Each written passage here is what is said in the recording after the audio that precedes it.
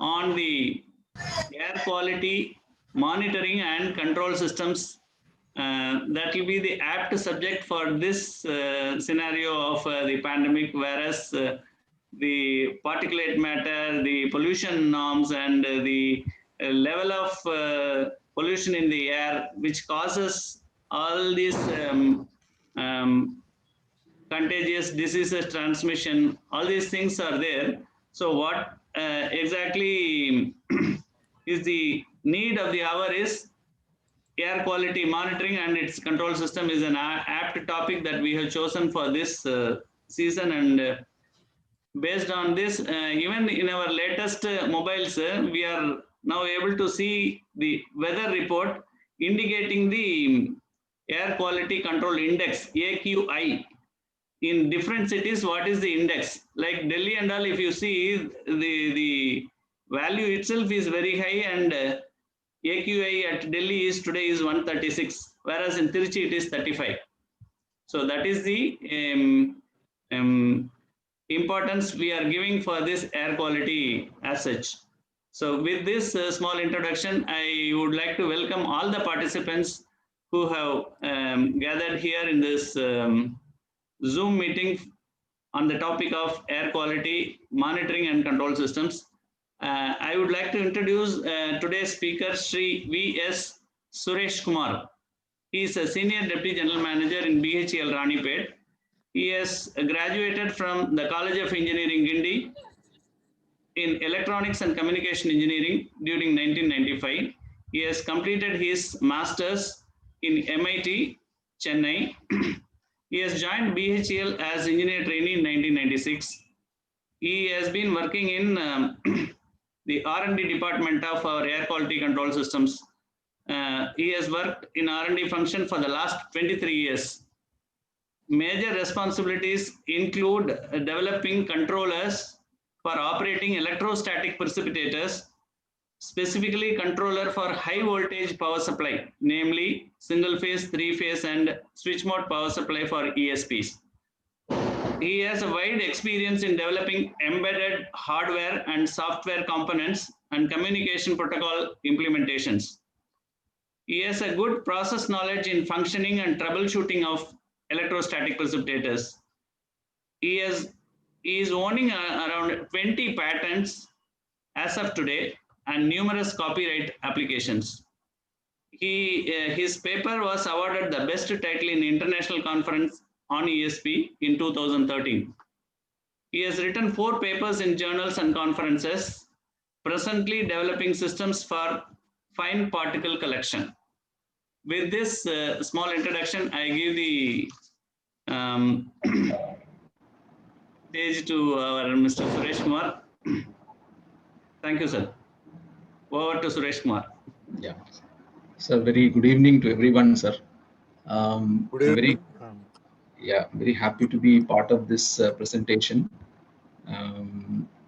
This presentation really is very much, as our Saleh sir said, very much apt and very important at a very important stage. And then particulate matter or any kind of a pollution that we are talking, they're very much important to the lives of everyone on this earth. So that way, it's a very important topic. So this presentation as such, I'll just start the presentation straight away because we are already late.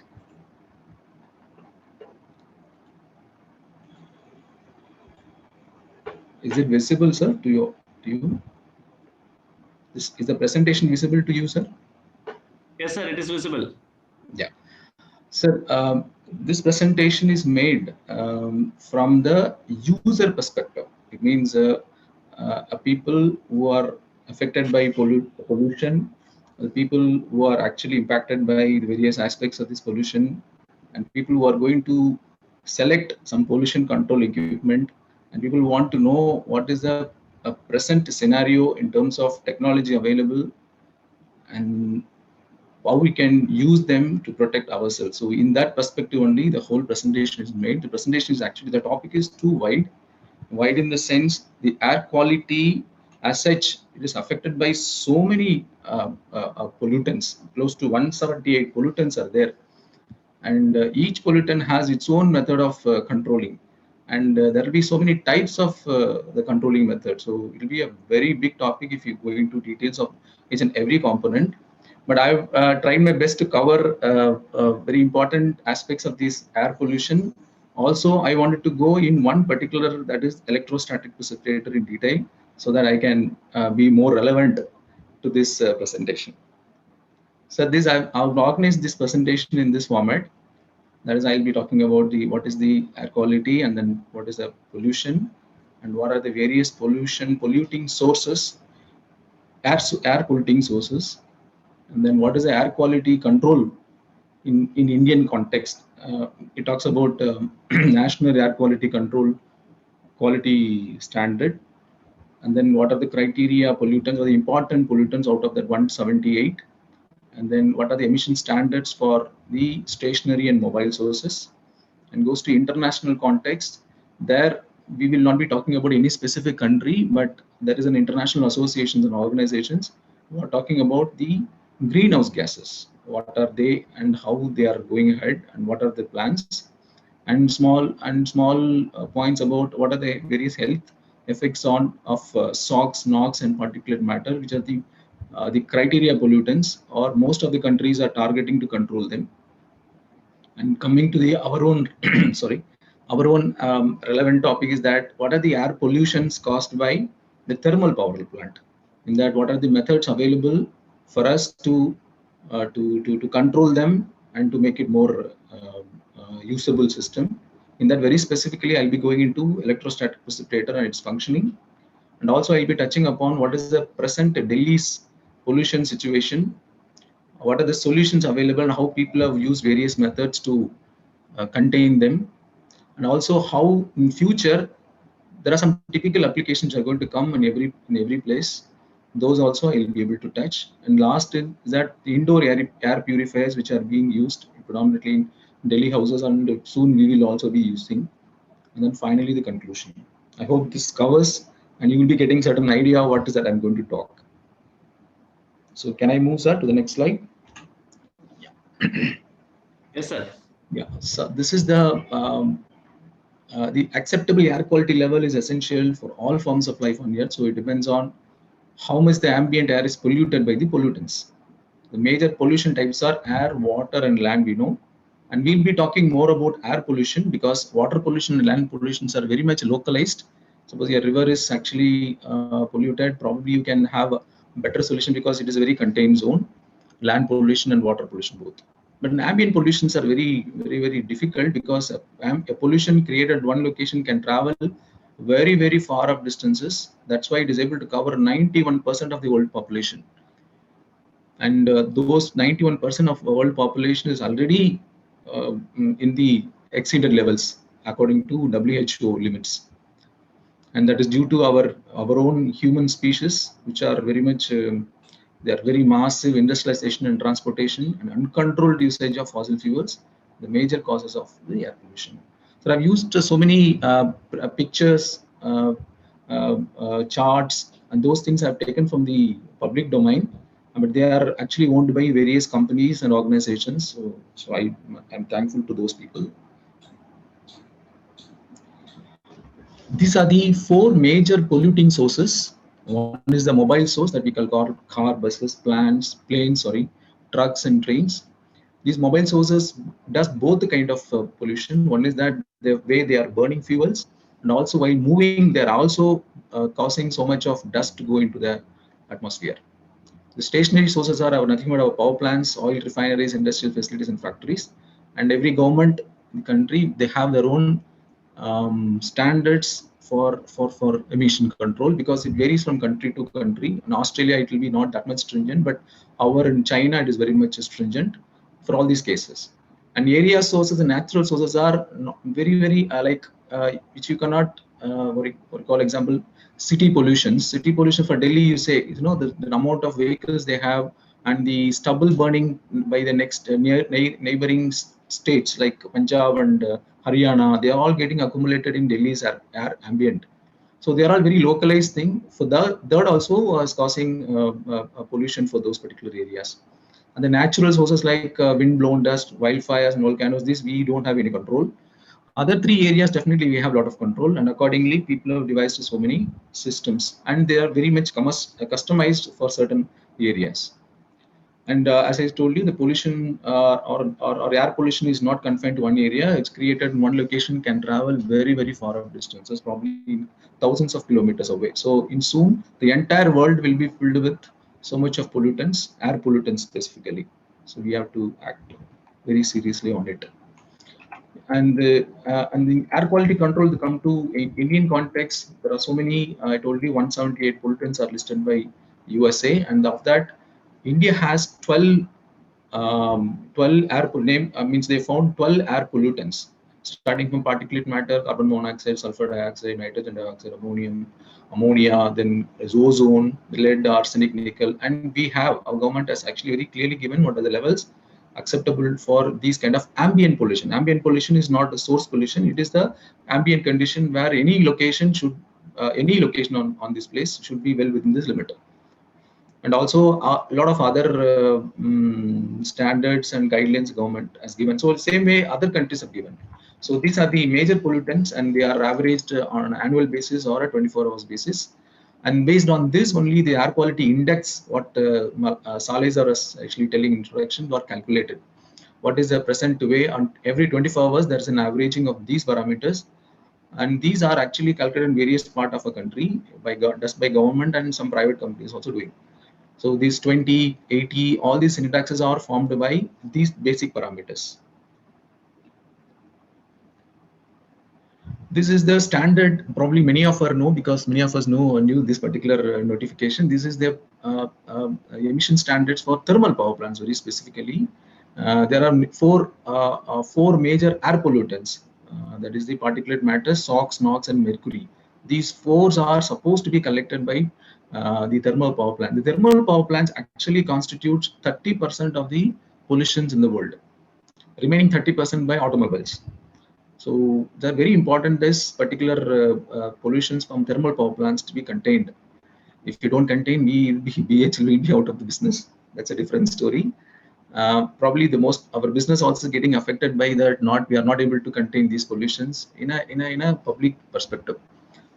If you see that we have come up to 30 milligram for particulate matter and 100 microgram per normal meter cube for other pollutants, and mercury is 0.03.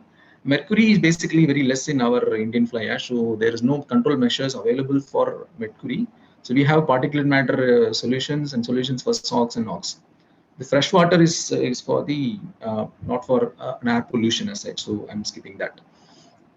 These are the comparing India with the various countries, or most important countries are listed here. If you see the last column, Australia has 80 microgram per normal meter cube.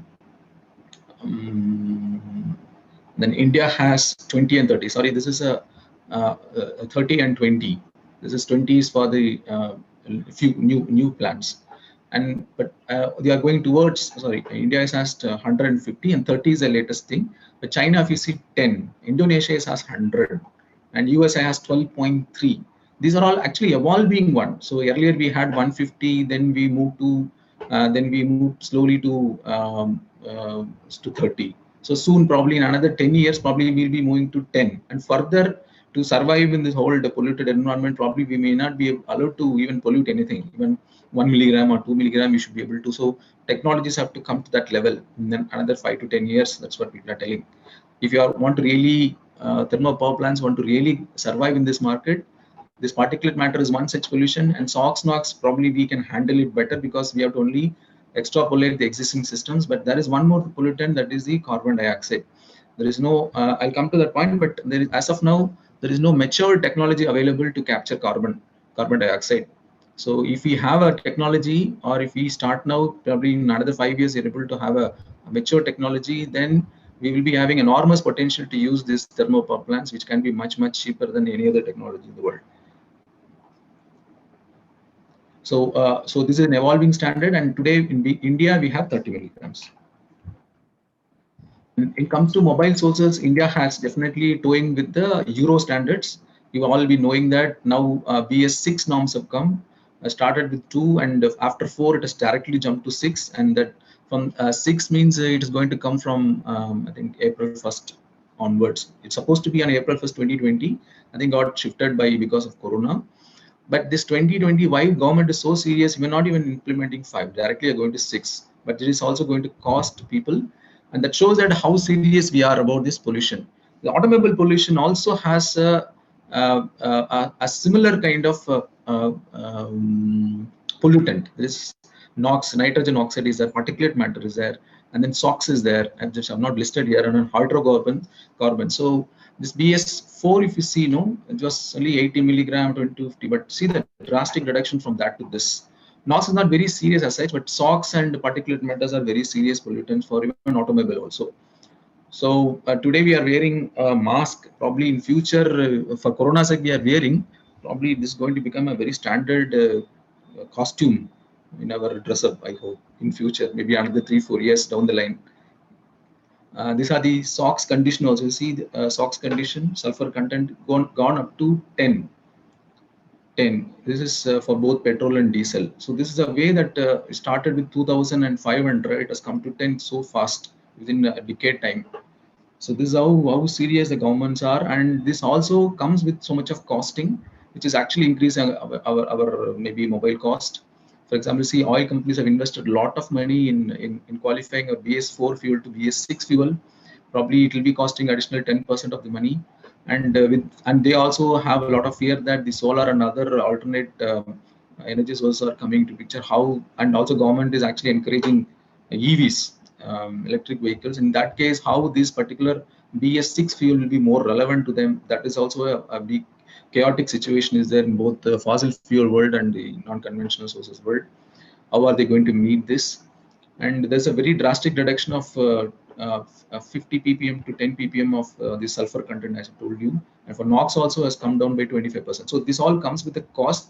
There will be a lot of additives added to the fuel, both petrol and diesel, and also there will be a lot of cleaning up of major components from the fuel, what we are going to use.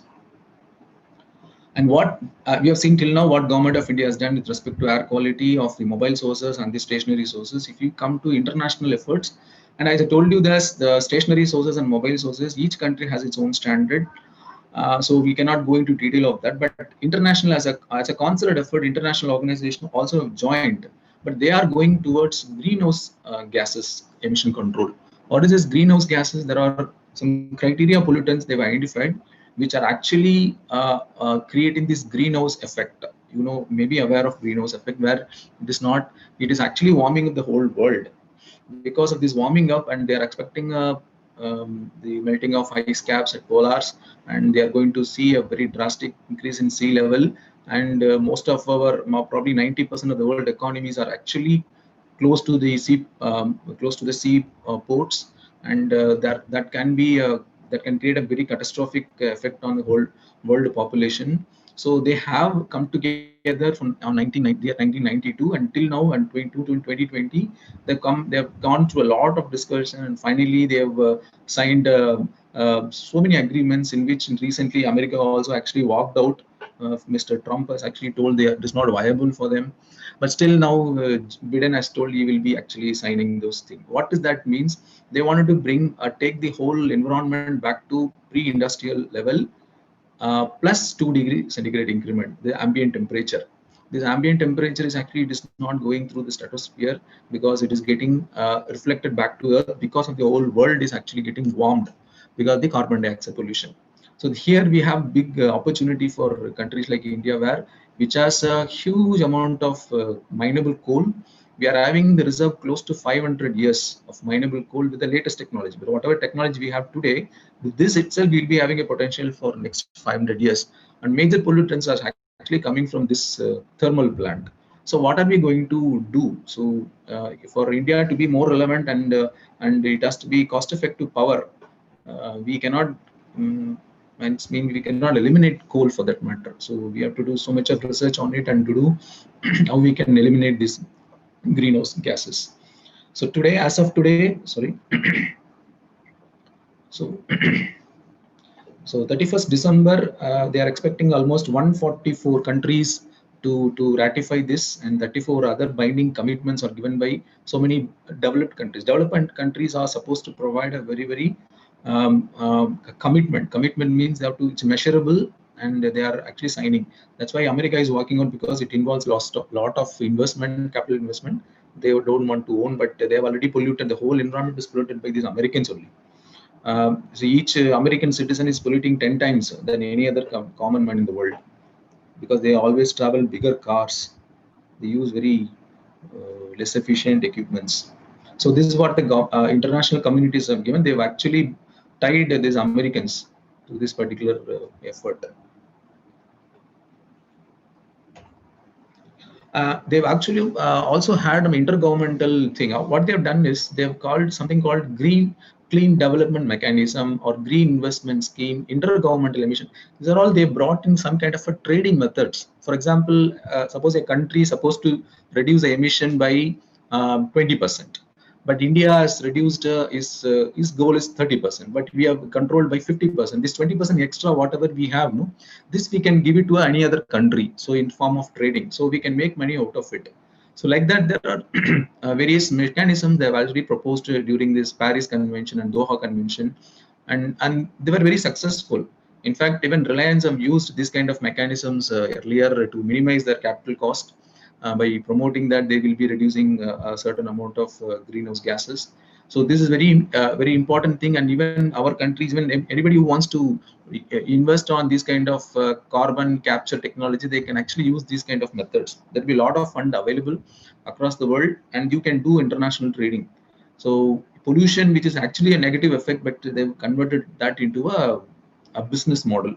So intergovernmental emission trading, green investment schemes, and clean development mechanism all are actually kind of financial entities and governed, and all signatories are supposed to agree to the terms. This greenhouse gases has actually 6 various parameters. A carbon dioxide, which is actually majority means emitted by thermal power plants, and methane, which are basically from plants. Nitrous oxide, HFCs are actually used in I think in refrigerants, and sulfur hexafluoride SF6 are also an inert gas used in switchgears. So these constituents are supposed to be reduced from the sourcing agent. So accordingly, they have actually stipulated how much this has to be reduced by each country. So they have built in as mechanism, and based on the mechanism, they are able to bring down, measure it, and they are able to trade it, or they've actually brought down many countries together to fight this air pollution. That's what I'll say. So Indians have done on their own thing for stationary and mobile sources, and international community as a whole they have done. So countries which are already part of which its own internal thing will be still used for this greenhouse gases emission reduction. So that is a thing. So what are the health effects of these pollutants? Yes, we all know already that. Just I'm pushing it here. The sulfur dioxide can cause very serious health issues, anything above 5 ppm and above, which can have a very serious health issues, like in terms of for kids. Mostly it's lung related and breathing related issues, and it can even get into give a permanent damage to lungs, which cannot be recoverable. And the same way, nitrogen also related to this. See, these levels are already defined. Not only that, they also bring in acid rain. They also cause NOx and SOx. Actually, they cause, not though they are gaseous pollutants, they also do a kind of generate a particulate matter when they react with water in ambient. So particulate matter emitted by the other means are not the only contributors. These SOx and NOx are also the major contributor for particulate matter. For Delhi's case also, this is the major issue. During the winter time, they actually create more amount of particulate matter, this NOx and SOx. Apart from this, these are all creating acid rains, and then they also take other environmental impacts by maybe the polluting the coastal waters where it's getting contaminated in the land. Then it comes to particulate matter. Till now, we the effect of particulate matter. The particulate matter, we know that there are. You also must be. It has become a very common thing. Earlier, we were only people like us were using this particulate matter 10 and particulate matter 2.5. The PM 2.5 is any particulate matter a diameter whose diameter is less than 2.5 and low, and 10 is anything less than by 10. 10 can be easily collectible by so many simple methods, but 2.5, collecting 2.5 will be very difficult, and I will be coming to that point later in the presentation in electrostatic precipitators. And there is also an unofficial PM 1.0 is there, where any particulate matter less than 1 micron, but they are actually comparable to virus and other pathogens, and attacking them, it cannot be treated like a particulate matter because we have to have a multi-pronged approach to that. But that is very unofficial. PM10 and PM 2.5 are the classified thing, classification given by UN.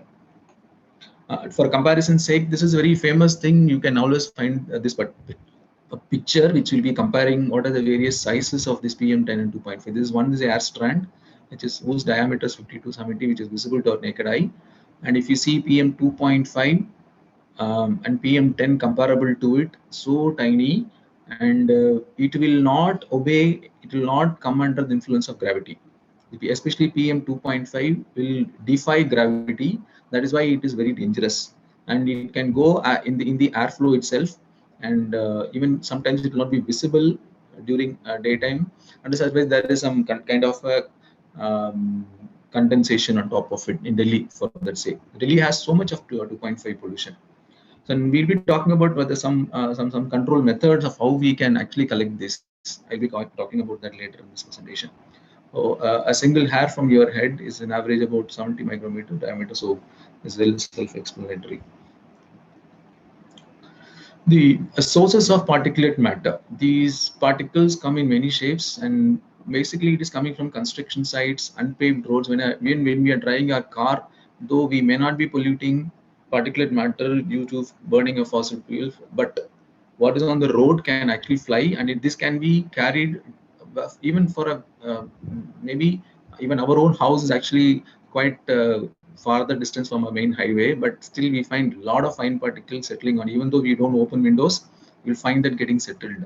So it's a very dangerous thing. So the moving vehicles, Delhi has a very serious issue. That is one of the major causes for Delhi's pollution. And second is that this also reacting with the ambient, sulfurs and sulfur dioxide, nitrogen oxide, they also create particulate matter. So source of particulate matter, one is that thermal power plants that we know. The second is the secondary emissions by the sulfur dioxide and nitrogen dioxides, and then construction sites, and then moving vehicles, then smokes, fires. That we cannot do anything, but whatever is created by human, that can be controlled. So these are the sources of particulate matter, and our topic will be very much centered towards this particulate matter, because that is my core competency. So I will be talking about technologies used for particulate matter here. And health effects of particulate matter, again, breathing related issues, and people with basic asthma, that gets aggravated. So as I said, probably soon we'll be having this mask permanently in our face. There are other effects of particulate matter that even can get into heart.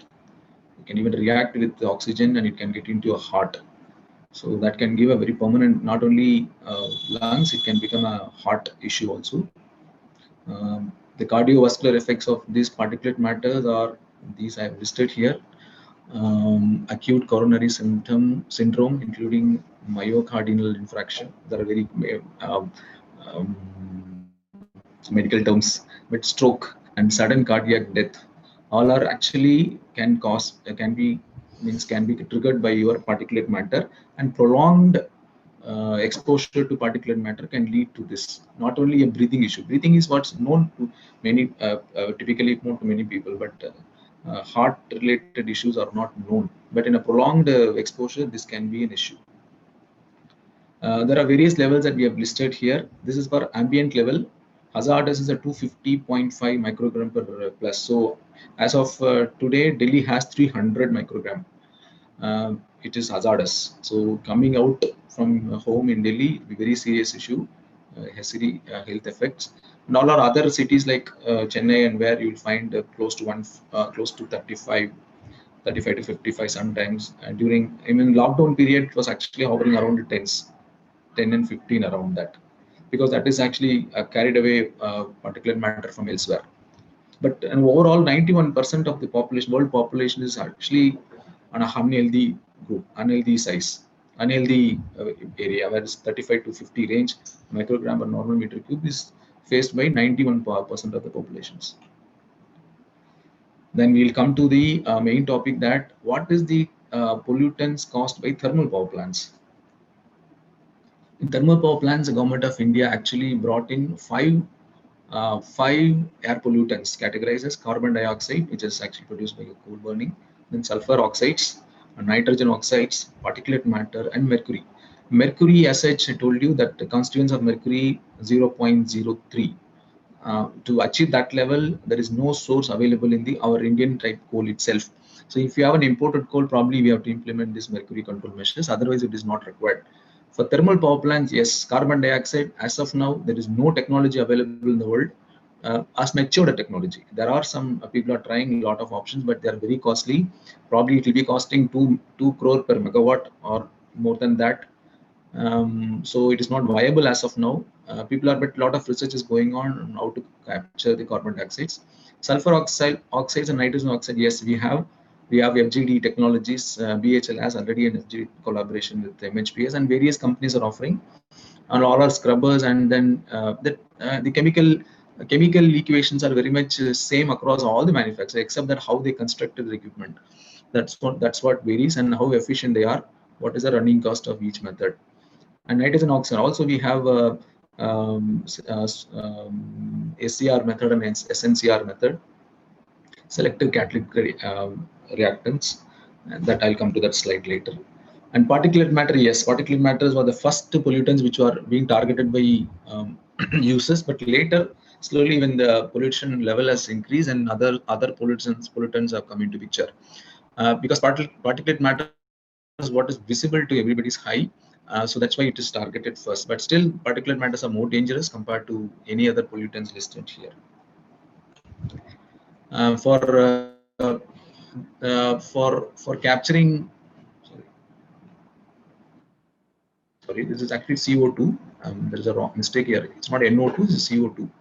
Carbon capture and sequestration is one major technical term used by many of the companies. How do they capture the carbon and how they store it?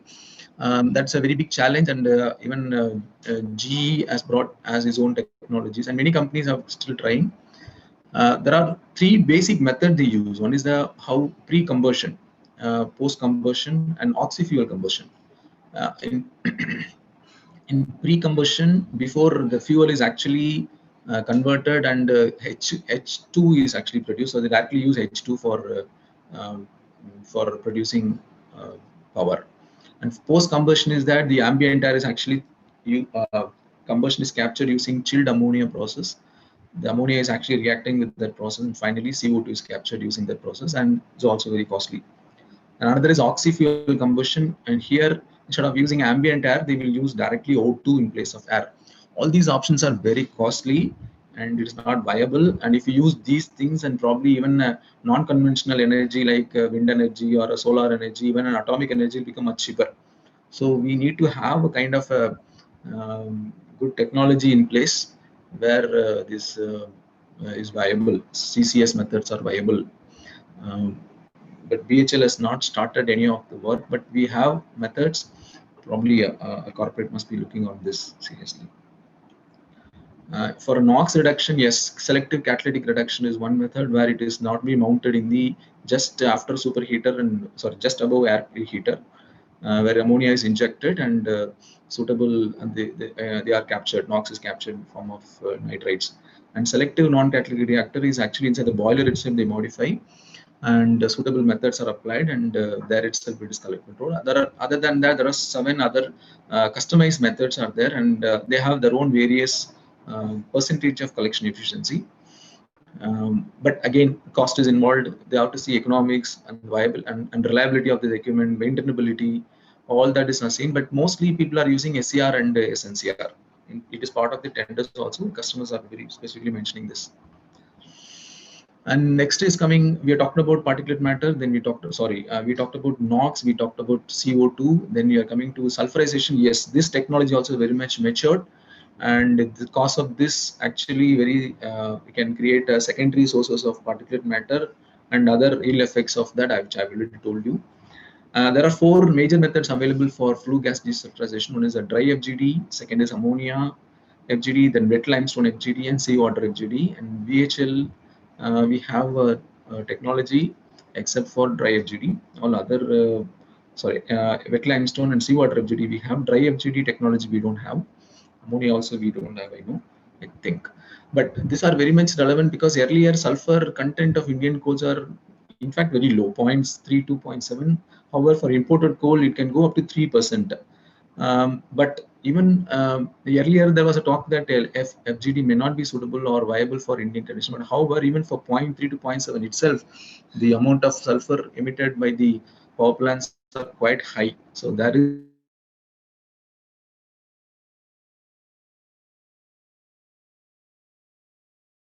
is a that's why this has become a part of our government if notification has come. Now we for thermal plant orders. Another and so many are in the pipeline, we're told, but as of now 50 plus orders are there, and whole the company the plant supposed to, if they want, either they have to have this or they have to close down. That is the situation now. For imported coal, definitely it must be part of the original supply itself. The principle of operation, you know, they add wet slime. This is a wet limestone FGD process where SO2 is reacting with limestone, and finally it is giving you in form of gypsum. This is a simple chemical equation, but you know it has its own complexity in terms of managing this and maintaining this. SO2 removal efficiency is close to 99.99, and most of the things that they are going with the wet limestone and process. Most of the things. And for dry FGD, again, this before ESP itself, the process is done. So I'm not very much well versed about this, but just want to give you a feel that it is another method of actually, but these are used for smaller size systems where limestone means the wet type is not possible. They go with a dry FGD system. And ammonia FGD is very similar to this, and ammonia is used in place of this limestone. And seawater FGD, where seawater is directly as part of the absorber, they use this. And again, the polluted water is treated and back and sent back to thing. But again, it has its own purpose because drawing water from sea and taking it back to sea and maintaining this particular system has its own pros and cons. But what we are trying to tell is that FG fluid desulfurization process is actually matured. We have good methods to control them. And NOx also we have SCR and SNCR technology, but CO2 we don't have. Particulate matter, yes, we have. We are capable of capturing up to 99.96%. I'm coming to the topic after this. When it comes to particulate matter, yes, this is look at the coal consumption estimation for next till 2030. You see that close to 1,000 million tons of coal will be burned. And as of and there is some correction they have done because they are introducing some kind of non-conventional energy, and then solar, same as solar or wind or offshore wind energy. Offshore means it is kept inside this waters.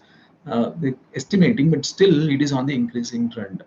And this is 1,000,000 tons of coal is burned every year.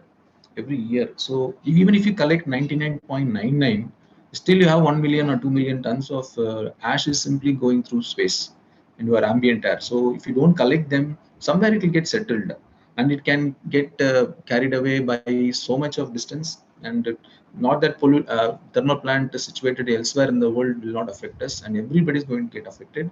And the model is expected, and another 2030 or 2040, the entire world will be filled with this kind of particulate matter, and what Delhi is facing today, and even small cities like us also will be facing soon. And this is coming to the pollution standard, which I've already shared with you. And if you are rough estimate, if you see, Indian coal contains 40% of ash, and around 66 MT of consumed every year. Close to 20 million tons of fly ash you will be actually seeing it in terms of every year. So what are the technologies available to capture this? Is that electrostatic precipitator, fabric filter, and cyclonic separator. These are the major three systems of thermal power plant companies are using. Cyclonic separator is the original thing that was a first invention, and later electrostatic precipitator came when the norms were very stringent, and fabric filters are also being used where the concentration of the means the fly ash is less. Just to show you an idea about what is the cyclonic separator and what is a fabric filter, see this. This is the left side is the fabric filter.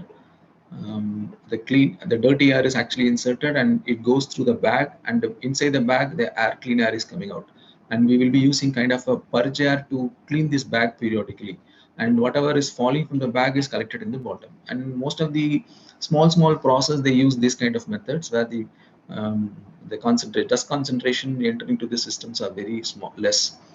We have actually supplied to, from BHL we have supplied to few sites. One is the Koradi and another is Romania, and one export contract in Koniumbu, based on a technology that we have acquired from Rothmilay. This is a MDC. We not typically call it MDC, mechanical dust collector, where the dirty air is allowed to circulate and downwards, and based on this, the flow will get velocity of the flow will get altered, due to which the relative motion and the particulate matter, heavier particulate matter, will start falling below, and the clean air will actually travel upwards and it is going out. So, but the efficiency of this will be very limited. But what we will do is these MDCs are kept before APH so that the ESP load comes down, and also overall approach they use the combination of this. MDC they use, electrostatic precipitator they use, and also fabric together in a combination fashion. They will be able to get the resulted or targeted emission requirement sometimes. But this can withstand higher temperatures because there is no material. But fabric filter cannot withstand higher temperature, so it must be after APH. And oil, during oil firing we must bypass. There are so many other issues are aligned with this. So the particulate matter has collection in thermal power plants at 3 types: electrostatic precipitator, fabric filter, and a cyclonic separator. This is electrostatic precipitator is the market. Many people are preferring the method because it is very easy to construct, easy to maintain, and it can collect a huge amount of dust and its fly ash, and it is not, maintenance also is very easy. So many people are, but what is the issue is that it is very poor in collecting fine particles. Now 30 milligram or 20 milligram that government of India is telling, to collect that, this particular power, this ESP is actually this is basically a constant efficiency equipment. So whatever comes inside, it will apply that constant efficiency, and what goes out, that based on that. So if you collect 30 milligram, probably we have to put 10 fields. To collect so it means to meet the level up to 300 milligrams, probably 4-5 fields are sufficient.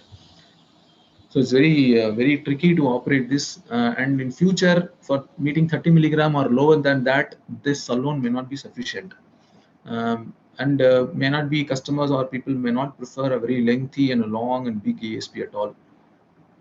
Something has to be done on this, but I'll be just covering what are the other methods available for this. The functioning of this depends on the particle size, how big the particles are coming inside. What is a particle composition? Because a particle composition, because it's basically an electrical equipment, it uses electrostatic methods to collect particles. But basically it produces corona. Just I'll come to this topic. Yeah, this is the corona process. If you see, it's a planar view. These are the emitting electrodes. The outer lines are actually assuming collecting electrodes. The dirty air enters from left to right, and these are the small dotted lines are called EP potential lines. When an emitting electrode and a collecting electrode, when you apply a very high voltage between these two, there is a clear corona current, means the ionic path between these lines. The ions and electrons will travel to the collecting electrode. So when a particulate matter enters this plane, they'll get ionized by the ions and the electrons. They get sufficiently charged. Once they charged, they must be sufficiently charged. It means the entire particulate matter should have acquired required number of charges. Then only it will get influenced by the electrostatic force. Without that, it will be simply crossing this. That's why the fine particle which are not, we are not able to collect, because it is not able to acquire sufficient charges. particulate matter, that is PM 2.5. Those fellows are really difficult to charge because the charging method, which I'll be covering, it's are very tough because they are not acquiring. The surface area is not sufficient for them to acquire. Therefore, it is simply going or bypassing the ESP. But coarser particles are, yeah, we are able to easily collect. A PM10, it's very easy, 99.99 you'll get. But fine particle, yes, we will not be able to get. Even 70%, 60% efficiency itself will be difficult for fine particle. Assuming you have only fine particle, probably ESP will not collect at all. Since it is a combination of fine particle with the coarser particle, some form of fine particles are collected along with the coarse particle due to agglomeration and diffusion charging. So these are the, just to explain you that this is our emitting electrode points, this is a collecting electrode, high voltage is applied close to 95 kV between these 2 points. So there is an electrostatic force created and there is a current path. These are the current path, means current charges will be running from emitting electrode to collecting electrode, and particles enters are getting charged and following this path and gets collected, and later that it will be wrapped using some wrapping method, and the clean air you will get outside here, but it has its own problems. There are major process of this ESP's corona particle charging, particle collection, particle removal. Just to show you how this small video, just to show you how the corona, these are the corona, you can see the corona lines. When a particle actually entering, it is getting slowly diverted toward collecting area.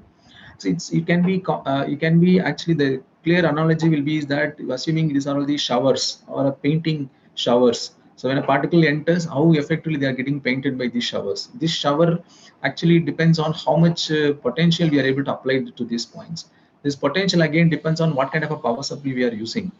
They, based on the power supply, this much intensive current, or current in the sense for you to, for a nominal for a simple understanding, it is current, but it is a combination of electrons and ions. When they go and they will reach the collecting electrode, and the particles are, when they are actually encountering those particles, ions and electrons, they get charged. When they got sufficiently charged, they'll get collected.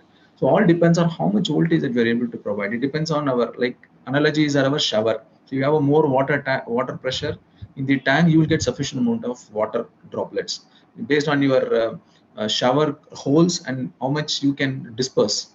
So it is very much simple analogy to that. This is the corona discharge process, and we come to a charging process and another small representation. These are the ions and electrons. They get attached to the particulate matter and get charged. Once they get charged, it will get influenced by the electrostatic force. And particle charging also has its own difficulties. I told you, if this is a very worldwide known representation of particle diameter with a charging. See, there is a diffusion charging is one type of charging, and field charging is another type of charging. The particulate matter is bigger, and field charging will work. ESP works on field charging method. It means by field, by electrostatic force and the field, and then charges available. Bigger charges, bigger size particles get charged. But fine particle, if you see PM 2.5 and lower, ESP is very poor. It's because those components need diffusion charging. Diffusion charging is something that they get charged by different collisions, multiple internal collisions. But in ESP, no, the tail end fields, you will not find any coarse particles. They will not find only fine particles, so they will not be able to get collected. That is why the rear end fields, no, it's very difficult to add multiple fields, but it will be ineffective. When the emission standard goes to 10 and 20, probably present configuration of ESP will not work. This is another representation for collection, just to show you that these are the corona emissions and they get captured. This is another representation of particle collection. We will skip to it. These are the typical electrostatic internals. These are the spike electrodes. These are the spiral electrodes. You see that based on the need that we will use a particular type of electrodes. You see spiral electrodes, BHL uses spiral electrode, and most of the competitors are in foreign countries where the sulfur content is high. They use these kind of things. Indian type, because our ESPs are very inefficient for collecting high resistive coal fly ash.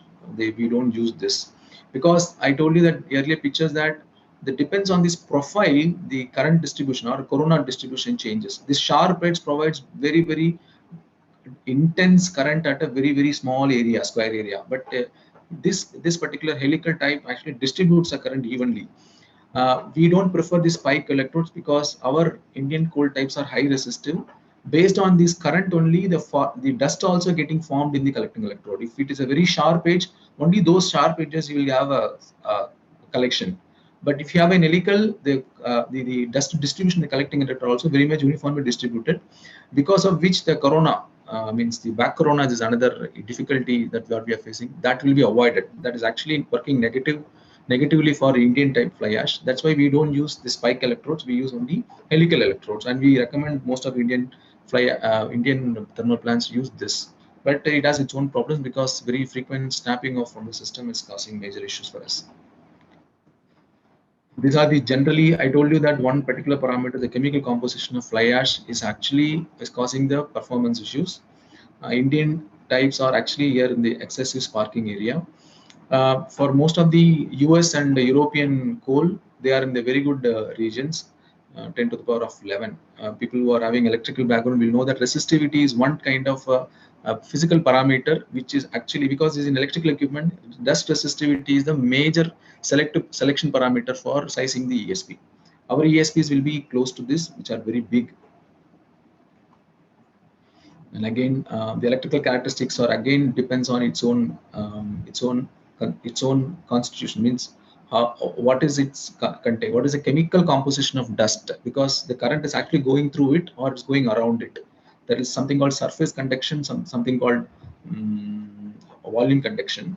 The surface conduction current will go through this. These are all very deeper topics, but what I want to tell you is that the composition, particulate matter looks very similar or physical nature, but it's a chemical composition, and as well as its own shape actually constitutes its own collection efficiency.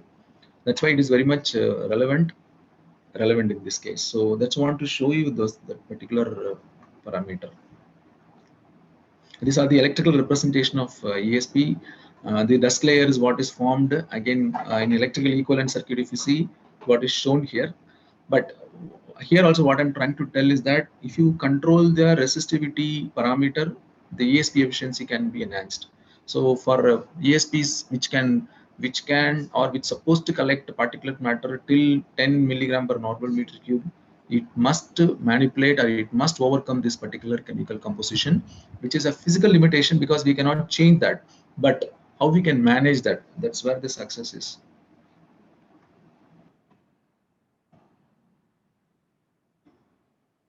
The chemical composition and the resistivity is actually causing something called back corona. Back corona is nothing but there is a corona discharge happening in the collecting electrode also, which is acting against the onward corona. So it is nullifying most of the efficient system. To overcome that, our controllers are very much has a certain intelligence to overcome that. So in another representation, if you see back corona, this is actually the forward onward corona on the right side. Left side is a corona generated by the dust layer itself. So they get actually neutralized. The ions and the electrons created by one process and another process get neutralized. So how to avoid that and how to manage that? Every company or BHLI companies have their own methods, and we also have our own algorithms to manipulate this particular situation. And our efficiency is actually quite comparable, and we are able to compete with the major companies. And also this resistivity varies the temperature. So here also what I am trying to tell is that it is not a simple particulate matter, just put a filter, it will be collected. But you cannot do it because it is not a physical cloth filter, it is an electrostatic precipitator. So electrically it must be manipulated, and the resistivity is one electrical parameter, will also change the temperature. So one is a chemical composition and the temperature, operating temperature, and how the electrode shape and how much voltage that we are giving. So many parameters involved. This particular limitation is there even for fine particle or everywhere. It's not only the thermal power plant emissions, even in ambient environment, if you want to collect this particulate matter, we need to see all these parameters before deciding what particular technology we must adopt. This is a very famous efficiency curve. You see, this bottom is the particulate size in matter. So you see that efficiency for particulate matter lower than you see, it's very low. And suddenly it rises. So any particulate matter close to 0.1, 0.2, like a virus or pathogen, probably an efficiency is very high. With respect, this is only ESP efficiency. When you and higher particles are, yes, it's very good. So how to make this ESP more suitable for Indian type fly ash? is a big challenge for us. So we are working on that only. We are actually changing the most of the basic construction itself that we are working to change. And this is the one algorithm that I told you that particulate matters are actually charged intermittently to avoid back corona. The control system that we are designing are capable of providing a pulsing power supply. And during this this is on. If you call this as an on time, this is an off time. Means during this time it is charged. During this time it is not charged. So by doing this, actually we are keeping the back corona at control. So this is very successful model, successful algorithm, and many people are actually using this worldwide. And it was actually invented by MHPS originally. They have actually and everybody adopted it. But how you achieve it varies from manufacturer to manufacturer because there is a physical limitation by the fine particle. So we also have power supplies. These power supplies operating at there are very types of implementation we have. Again, it is not very specific to BHL alone. If you want to really capture this particulate matter, even for ambient condition, we need to work on these power supplies. There is single phase power supply we have, switch mode power supply we have, three phase power supply we have, pulse power supply. It is very special power supply where the pulse power means these are all other power supplies are conventional linear power supplies. These pulse power supplies are very special because the voltage can be raised to close to 100 kilovolt in a very small time. For example, within 10 microseconds, we can raise the pulse power to or the voltage level from 0 to 100 kilovolt. These power supplies are normally used in radar and in missile triggering because instantly you are able to dump maximum power into the system. By this, actually, we are able to overcome. One is that one way that we are able to overcome other electrical limitations like back corona, and other is that we are able to increase the efficiency of field charging. I told you, I referred earlier that there are two types of charging of a particle. If you want to really collect a particle, you must first charge it in ESP. For charging, two types of charging, one is a field charging, another is a diffusion charging. The field charging efficiency is very high for this power supply, but these power supplies are very costly, very difficult to control because these are all because the isolation part and the noise that is going to create are huge challenges. We are actually working on it. We have our own development plans with our own corporate R&D group.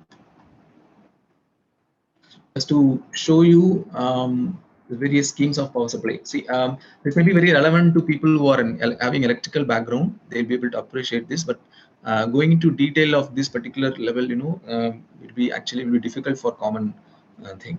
So then just skipping it, just rushing through. These are the comparative voltage waveforms between SMPS and LPS.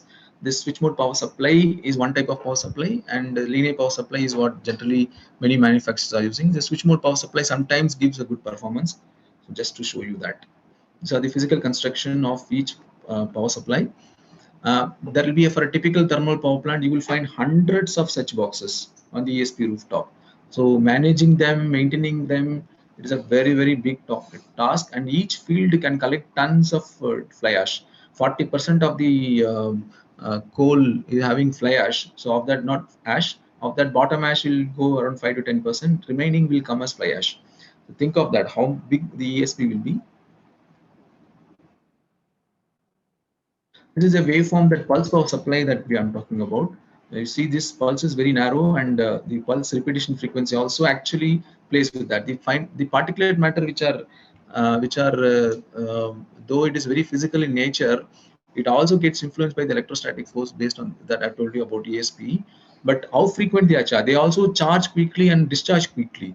So that parameters also sometimes we use to enhance the efficiency. This pulse power supply does this exact same thing. This is one representation of corona emission. On the left side is a conventional power supply, right side is the pulse power supply. Right side pulse power supply is actually the distribution of current. It is so you assume these are the shower points. Probably it can wet so much of fly ash. So same analogy that I'm trying to tell here. Linear power supply is not that efficient. Close to 4 to 5 times higher efficiency we get here in the pulse power supply. This is another representation of corona current. Corona current cannot be seen in the naked eye. Normally, we use an ultraviolet camera. See, this is the distribution of current in the pulse energization. So, in for the future thing, pulse power supply will be the major key player in particulate matter collection. With that, actually, I'm actually concluding the methods or electrostatic precipitator, which is used for fine particle collection or collection. There are other typical cases that we come across in a real world is that Delhi's pollution. Delhi's pollution is actually caused by that vehicle movement around Delhi, the population of vehicle, and the stubble burning by the neighboring states like Haryana and Punjab. During that harvest time, they burn it and they come very comfortably settle just above Delhi. During the winter session, there will be a condensation of water droplets on those particulate matter, and it is covering the entire Delhi ambient. But how to control them? It is not the only stubble burning. It is also having its own emission, local emission by vehicles and cars, motor bikes, and then thermal power plants near Dadri, Badarpur, those places. So they had a very multi-pronged approach on how to tackle this Delhi pollution, but still they are not successful. But there are some good progress that they are doing. If you see a typical comparison, no, during the time, the summertime acceptable level of PM10 is only 100 microgram, but today this 500 microgram. And for a PM2, this is an ambient level, not the emission level. See this winter time, all very comparable. In summertime, probably the condensation of water will not be there on the particle, so visibility will not be an issue. But in winter time, yes, they have so much of visibility issue. This is the composition of Delhi's pollutants. You see vehicle pollutant is at 25%, 15 to 18% is this two-wheeler passenger cars within the vehicles. And power plants in the caused by secondary particle power plants. I told you that SOx and NOx can produce particulate matter. So Dadri power plant or Badarpur power plant, now it's closed. But still, the earlier time, no, they were actually contributing very critically for this. These are actually getting accumulated over Delhi's ambient, and they are getting causing this visibility issue. And also, the pollution level is more than 5 times. It's at a very dangerous level. So what are the technologies available for Delhi-like solutions? Like this Delhi-like solution, what we are trying to tell is that this is called urban pollutions. What are the technologies available? Yes, we have to go back to what are the existing technology available. Here in this case, if you address the particulate matter alone, if you focus only on particulate matter, probably we can make the Delhi and other areas much cleaner. That has to be controlled at source level, or we must be able to draw some polluted air in the ambient and must clean it. But everything depends on the very old technology, like the fabric filter or electrostatic precipitator or some kind of an electrical method or temperature treatment of ambient air. All are typical methods, or the combination of this method only is possible. And many companies are actually trying out to give a good solution for this. There is one product called Vayu. Vayu is developed by NEERI. NEERI is the National Environmental I think Research Institute. Sorry, National Institute for and this particular organization is a CSIR organization. They have recently established one equipment called Vayu. They use fabric filter inside, and also they use ultraviolet thing for oxidation, and then the efficiency is actually good, but it can handle only 500 meter cube per day. It's very slow now, but now they are working with VHL, and we are actually collaborating with them to develop a size up to 10,000 meter cube per size. And this is very promising technology, but again, they have used a fabric filter and activated carbon. Activated carbon and these activated carbons are normally used for these oxides, the SOx and NOx. This particular equipment is actually installed in close to signal post, traffic post, where vehicles will be stopping. So the concentration of SOx and NOx will be huge, and the particulate matter also will be huge. So they have installed it. That's one. Actually, this is very effective. This particular solution is very effective, and these are very typical methods. Whoever is designing equipment for Delhi kind of pollution, they have to use a filter like the fabric filter or ESP, activated carbon and UV for oxidation. This another one smog tower was installed by Delhi, or I think IIT Kanpur. It was actually installed, and it was installed in Connaught Place. And this also seemed to be, and they also use the same fabric filter, UV, 3 levels of things. So it can handle 6 lakh meter cube per day. per day air we can handle. I think earlier one is actually per hour, 10,000 meter cube per hour is what we have to design. And Germany also actually come out with what I'm telling. These are all the methods and ways and means people across the world are trying, but everybody uses either a ESP or a fabric filter. So what BHL does is still relevant. Probably we have to slightly align ourselves with the new requirement for ambient air. And then in Germany, this particular thing was already installed in Rotterdam, Germany. It's something like a 7-story building. It is also using electrostatic precipitator. But electrostatic precipitators are specially made to collect fine particles, and they have modified the emitting electrode, and also they've used as two-stage ESP. Two-stage ESP is one special type of ESP where charging and collections are happening at different locations. Same as it works on ESP principle only. They have used and they are very successful. It is very mobile, and people started using it at various places for demonstration purpose. Again, it's in a demonstration stage. And in Germany, one company called Man and Humble, they also have installed something like this, and they are getting installed in the entrance of the building. It can cover few meters, but it cannot cover on the elevation side. If you see, it is all designed just to give a visibility issue. You can solve the visibility issue, but we must install it in a very big scale. Then only we can capture the ambient pollution in a larger scale. This is one is installed by China. It's a very successful model. People are telling this is a tower. The air is actually sucked in the bottom. These are the solar panels. So when they sucked in the bottom, their air is actually getting heated and naturally drafted. It goes via the chimney. So the filters are actually kept in the bottom. So it is one good model that actually China is successful in creating this. I think it is in Xi'an, China, built in Xi'an, and there's an experimental tower. It's very successful. People are telling, because it doesn't have. Delhi also was actually planning to build such a method like this, but Delhi wants to reverse the whole thing. It is sucking. It is here sucking the bottom and clean air to the top. Delhi wants to do reverse. But reverse, no, if you want to do it, you cannot have a natural draft. So we must force the air to this chimney. And that's the case, we must be spending more energy there. And Chinese have actually made it very, very economically. And then running cost is almost nil. So till the time that we have seen various methods of ambient pollution, and there are so many techniques that people are adopting across for urban pollution, particulate matter, SOx, NOx, and various things are becoming very important inventions are required. And for CCS also, where carbon dioxide capture also, none of the technology is mature till now. So people have to take very serious effort. There are other flavors also available in this world. It's called tunnel cleaning system, where when a vehicle actually entering through a tunnel, how the tunnel is actually kept clean. This is what people wants to extrapolate. This particular technology only people want to take it on a bigger scale. You see, there's any transit system, and air is actually sucked. It is going through a fabric filter, and it is coming out. So instead of following the air to go through the ambient, they are actually collecting. So this is becoming a standard, and tunneling and other things are going to be a future paths. And this particular technology also seems to be very promising. There are various configuration available. One is a double-decker configuration and side paths configuration, and people are very this is becoming quite famous worldwide, and they become part of a standard modules in the tunneling systems. And coming to our Indo air purifier, again, they also use the same technology what is used in thermal power plant. They are using fabric filter, but the fabric filter is called a HEPA filter here. HEPA filter is something like high efficiency particulate arrestor filter.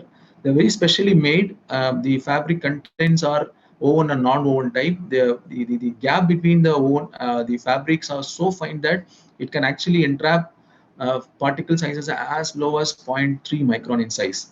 But it causes so much of pressure drop. But these are very much useful only for home applications, where the fan is continuously rotating, and it can capture in a typical room size of say 20 by 20 in an hour or so. But this has to run continuously, and it can also uses activated carbon for removing the formaldehyde and other toxic components. So Delhi, probably everybody must be having this kind of system, and soon we may be having it. But it is not very costly. It is costing around 10,000 rupees in MI. It's very effective tool, but it cannot be used in thermal power plants because the volume of air what you're dealing with is too high and maintenance requirements are very high. but this can be extrapolated. Some companies have come out with an idea to use the same HEPA filter for an ambient pollution, but ambient pollution, because a HEPA filter is a once through, you cannot clean it. You have to only throw this filter away. So that's why the limitation. So that's why two-stage ESP is the preferred method for bigger sizes.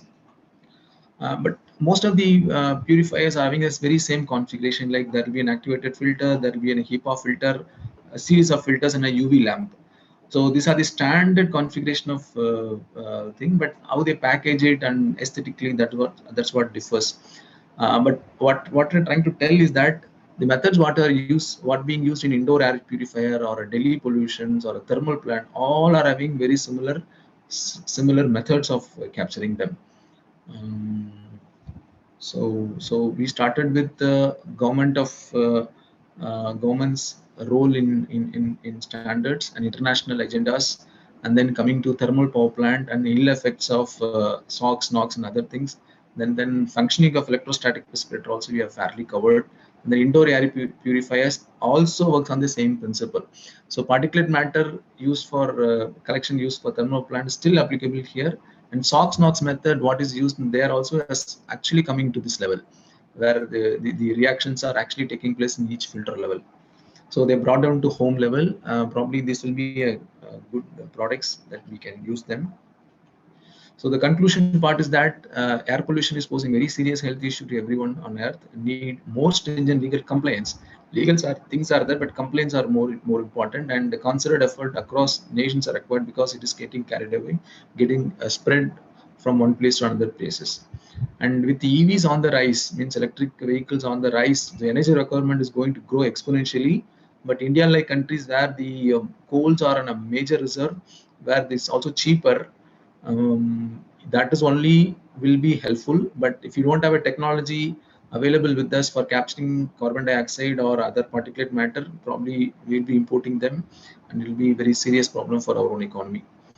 And research on CCS must be very seriously taken into consideration by Indian government by sponsoring researchers.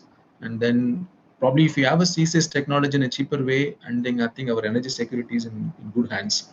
We don't have to worry about for next 500 years, because we don't have to import fuel, and that is petrol and diesel. We don't have import at all, because electrical vehicles can directly run by the electric power supply, and the electric power supply can be produced by our coal reserve itself.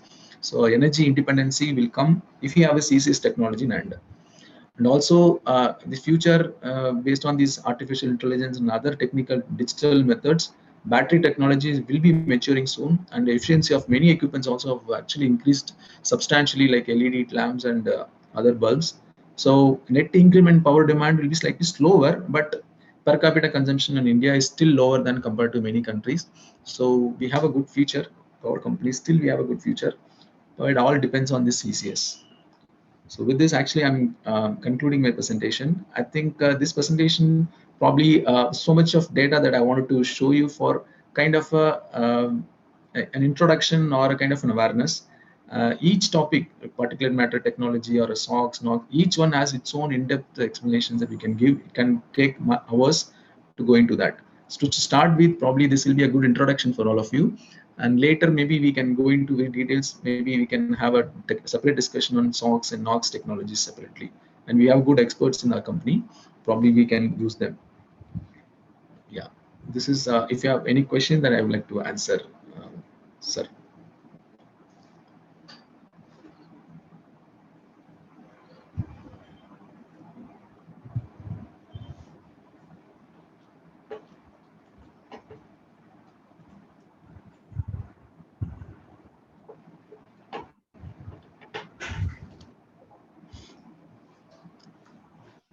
Yes, sir. My presentation is now concluded, but I can answer if you have any queries.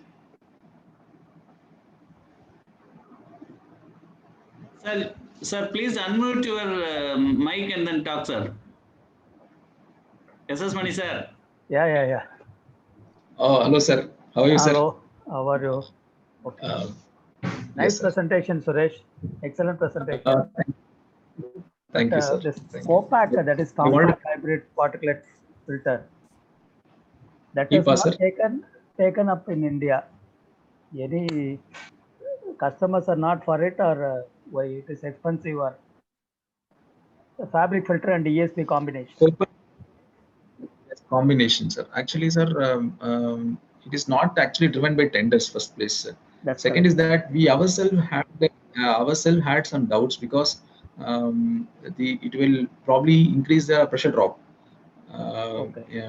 So the combination keeping them together also is not saving on that. So the pressure drop constraints and maintainability only probably people are not preferring this combining them because it has its own. Sir must be knowing about Corradi incident also, Yeah. where we have to provide a arrangement and all those. So it mostly related to maintainability in a long term. So that's what is the reason people are not preferring. If a Copac is actually put in tender, we will be able to provide. So Thank that's you. it. But your coverage is elaborate for Delhi pollution. Hope BHL has joined with Neri. All the best. Thank you. Yeah, thank you. Thank you very much, sir. Thank you, sir. Thank you, sir. Sir Muriyasa Pandian. Yes, sir. From Please Guttur, go ahead, sir. Your session is excellent. Is regarding this Thank you, sir. air purifier. Yes, sir. Is it what is the recommendation? So air purifiers, definitely we can use them, sir. For home use, definitely we can keep it, sir. That's going to be the order of the day, because the ambient pollute, though you will be living in a very quiet and calm area, the fine particles gets traveled quite far up distance. Definitely, it will penetrate your home. So you can have it, something like a fan. It can run. Nowadays, the good models are available. Noiseless models are available. MI itself is a good product, a good one that you can keep. It is not only particulate matter, it is also capturing SOx, NOx, is having activated carbon filter inside. Not only MI, there are good companies like Philips, Siemens, so many companies are there. So we can definitely use them. Probably we can keep it in bedroom. Okay, That will be more. we can wish it, but Bedroom. how do they measure the effectiveness of that? Sir, every company claims that, sir, that they're able to capture a certain amount of efficiency levels. They are claiming for particulate matter and SOx, NOx. But again, depends on what is the load that we have in our. Suppose our house is very close to the highway or any road, probably that's what. So otherwise, there is no major difference between these companies, sir. Only the reliability point of view only we must see. Otherwise, there is no major. Suppose you buy a 10,000 rupees worth room cleaner, almost all are comparable. MI and Philips and AquaGuard, all are very much comparable because the volume of air they are handling is very close to each other. And the replacement of the fabric filter, that is what is inside, that also they say 6 months to 1 year. It is very much comparable to our RO filter. But we cannot say no. So we go by the brand only. So RO filter depends on our ppm concentration only we decide. So it's not major differences among these companies. All are very much comparable. But it is not coming normal. This one not the stores. I think they are not selling it. Which one, sir? I'm not getting, sir. Water filter and other thing, RO and other thing, no. The Yes, shops sir. are still not selling it in places like Hosur. Why, sir? Because of that. Because I have not seen any shops, no. Shop. Kadaigal illandar. Okay. Okay, sir. But they will be selling AquaGuard. You can take. They will come. We have. It's not available, but we are using RO for quite a long time. Last 10 years, we are using them. It's okay, sir. But what I'm trying to tell, that's not comparable. There is no. If you buy Kent RO or RO from a local vendor or RO from AquaGuard, we don't see much of difference. Similarly for air purifier also. Similarly for air purifier also, because it is not a one-day arc, so you have to use it for a very long time. It also depends on what is our ambient pollutions nearby.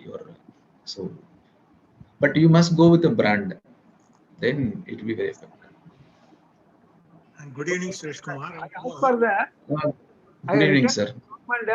I returned to the government asking for the ambient air quality system. And the pollution control here in Hosur, they arranged it. 2015, I returned to them. They installed it. They installed it, sir. Yeah, yeah, Okay. it's working now. But sir, installing is one thing. Are they showing the right values? No, yeah, I think they are showing some values, sir. They are showing the values, all parameters now. Key parameters are showing. Good. But the CO2 is not measured. I've not seen the typical display, but they're supposed to show SOx. They will show particulate matter predominantly in all the thing, and Yeah. SOx also, CO2 also they're supposed to show. But CO2, they are not showing Not it. an ambient time. I've not seen the typical system, sir, but CO2 is also a monitored parameter. Yeah. CO2 also monitor parameter. One of the important pollutants we need to monitor. Cyril is my classmate. Hello, sir. Oh, okay, sir. Good evening, Suresh Kumar. Good evening, sir. Kumar, sir. Yes, sir. Suresh, sir is my senior, 1 year senior. 1 second, Kumar. Yes, Sir, Cyril's batchmate. In NIT is 1 year senior to us. He is mechanical engineering graduate. Sir, Okay. videos of Pandian, sir. Yeah. Okay, Kumar, carry on. Okay. Regarding the water purifier, Yes, sir. it's a limitation we can take water. Okay. Yes, sir. Whenever need, we have to take the water. But in case of air, it is not possible to, the purpose of putting the air purifier in a house. Yes, sir. It will not solve the air. Whenever we are going to out, we have to face the same problem. Exactly, sir. But in case of correct, water, sir. there is no issue like that.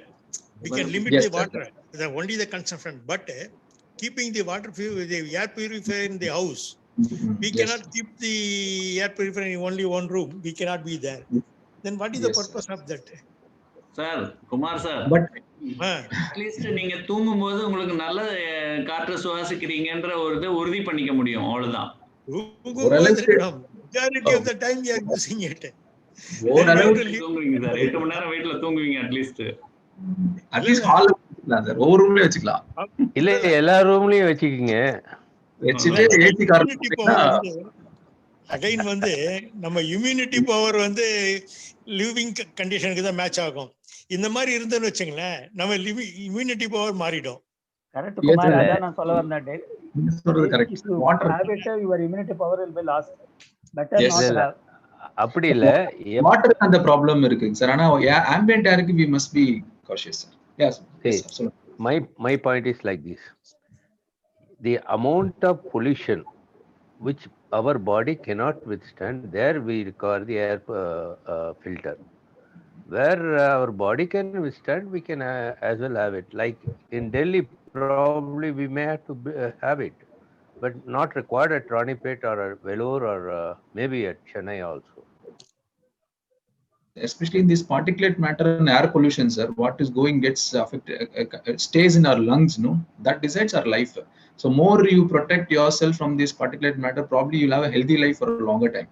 So it is not that we can withstand. So particulate matter, you if you avoid it completely, probably you'll be better off. But unlike water, where all the minerals are removed, which cannot be absorbed by your body, so that is more dangerous. So you must add some additive to water. But for air, you can actually, I'm talking about particulate matter. Yeah, particulate matter also, it's not that all the particulate matter which goes into the lung, we can filter it. Because most of the filter our body mechanism is having, in my opinion, only can be filtered by the particulate matter. Yes. Yes. So the very fine particulate matter which may go into the lungs after all this respiratory tract filtration, you may not be able to control it. But yes, I agree with you. The quantum which is going, then there is a possibility the effectiveness of our system, respiratory system, is affected, and that is why we may have to go for air filter where the particulate matter density is more. Yes. Okay, sir. Thank you. Very Yes, nice. sir. Very good. Sir, Excuse me, sir. Sir, I'm Gunashekar. I'm having a question. Yes, sir.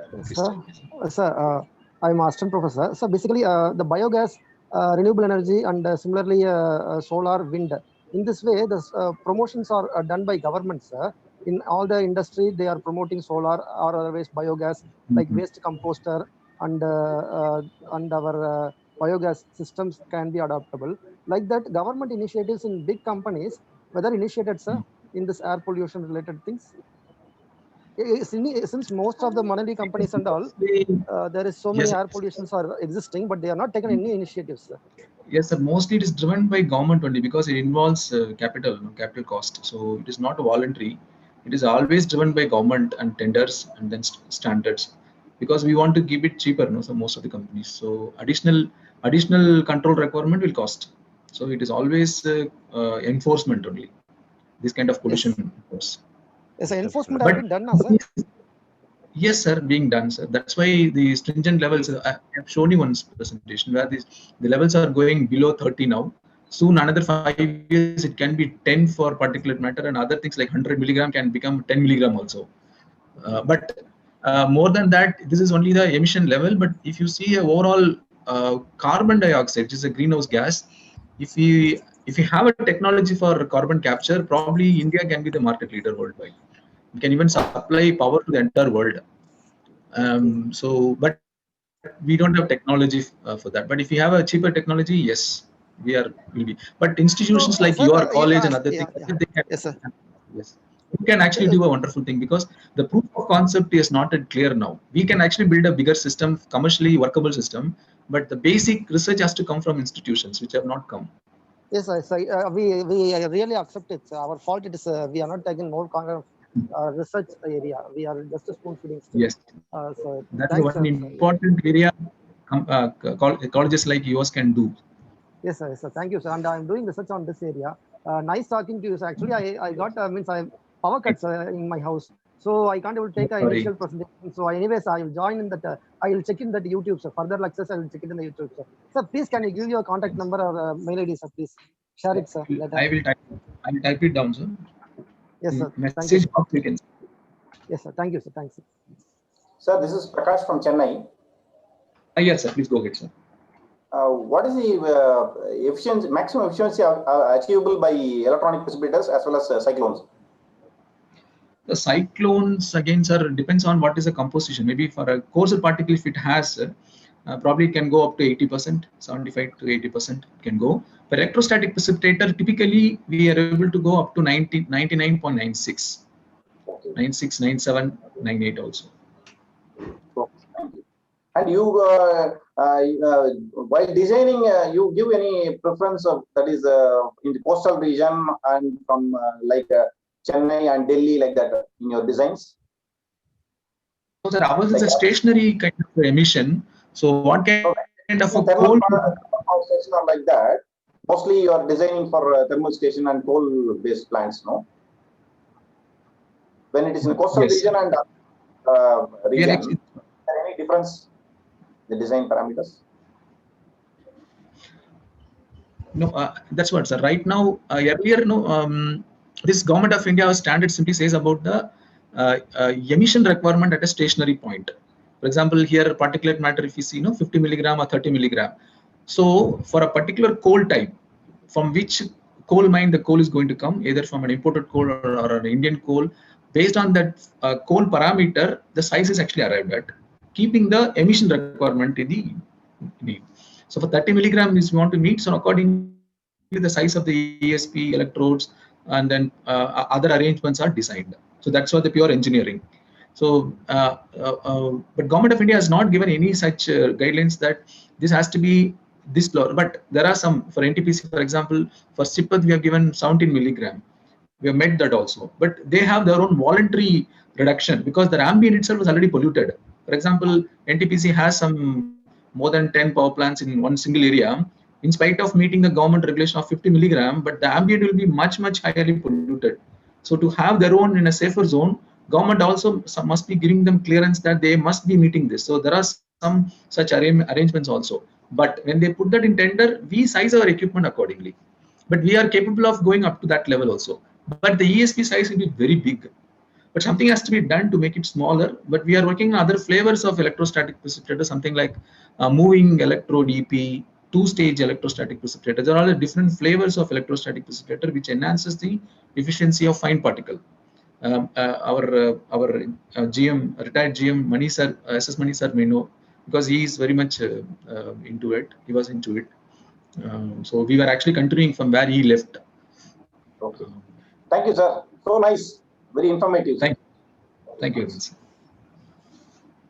We have come to the final session. I mean, vote of thanks. The presentation was excellent, I can say. Thank you. Actually, put your mail ID and phone number in the slide, sir, if possible. We can yeah, you can see the chat box. I've already given, sir. Chat box. Okay, thank you so much, sir. Thank you, sir. Actually, we have felt like we were in college. Like the information flow and the information content was very much impressive for us, and it was it is available in YouTube also. Anytime you can see it with the link available, and you can recapture those information whichever we have left unnoticed also.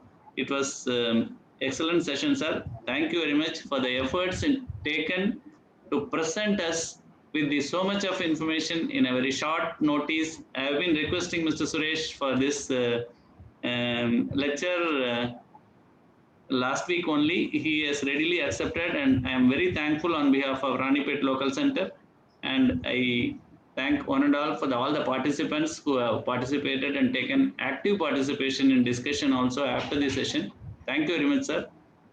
Thank you, one and all. Thank you very much for having arranged this. Thank you. Thank you, sir.